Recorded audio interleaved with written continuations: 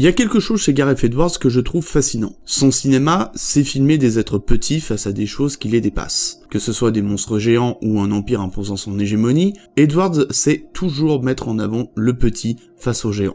Et c'est toujours le cas avec The Creator, un film qui met en scène une guerre opposant les simulants, des IA souhaitant vivre à l'égal des hommes, et l'Occident qui, suite à une catastrophe nucléaire, souhaite éradiquer les IA qu'il considère comme des programmes dangereux. Mais les simulants n'ont rien à voir avec Skynet. Ce sont des êtres sensibles, partageant une culture, une façon de vivre, qui donnent l'impression qu'ils sont humains. On en verra porter des vêtements, élever des enfants, rire, pleurer, manger, boire et dormir, ne faisant aucune différence avec les humains, si ce n'est leur nature mécanique. Le film, contrairement à ce qu'on entend, traite bien de l'IA, notamment en questionnant ce qui fait l'âme humaine, être humain. Et c'est peut-être exposé d'une manière creuse, par une écriture peu subtile, mais ce n'est certainement pas montré d'une manière creuse. Le choix d'Edwards de montrer ces simulants comme étant des êtres à part entière, en les mettant en scène comme des êtres doués de conscience et d'émotion, dans des situations quotidiennes, contribue au caractère unique de son œuvre.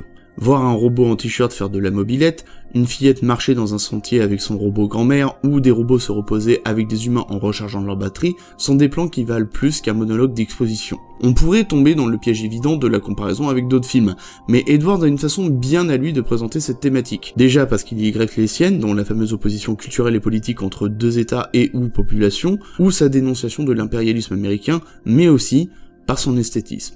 L'attrait pour le gigantisme, mais aussi filmé comme s'il s'agissait d'un documentaire avec un montage de différents plans permettant de comprendre toute la banalité et la paix que recherchent les simulants en Nouvelle-Asie, brisés par l'omniprésence de l'épée de Damoclès qui plane sur eux. Edwards aime créer cette atmosphère de tranquillité, de découverte d'un nouveau monde, d'une culture, afin que ces personnages témoins nous le fassent découvrir.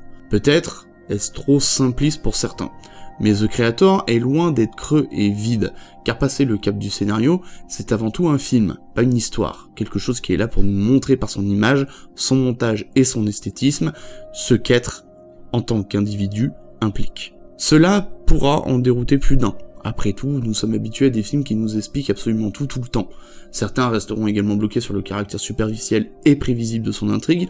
Après tout, nous sommes également habitués à des films mettant en avant une histoire et non une image. Mais le cinéma, ce n'est pas d'abord aimer l'image, ce n'est pas d'abord comprendre par la vision, par l'immersion audiovisuelle et par le jeu du montage, voire même tout simplement, ce n'est pas ressentir par l'image. Puis, le cinéma n'est-ce pas également épouser le point de vue d'un autre et non pas chercher à voir ce que l'on veut bien voir? On peut rester en dehors de cette immersion, mais certainement pas dire qu'elle ne peut pas exister parce que celle proposée ne correspond pas à des standards et des attentes normalisées. Pareil, on ne peut pas dire que l'immersion n'existe pas, tout simplement parce que nous ne la voyons pas, nous ne sommes pas pris par elle. Parce que The Creator reste une création originale. Peut-être pas pour son écriture, même si la diégèse développée n'est pas issue d'une œuvre adaptée, mais par l'esthétisme de son réalisateur qui prouve à nouveau qu'il est un créateur.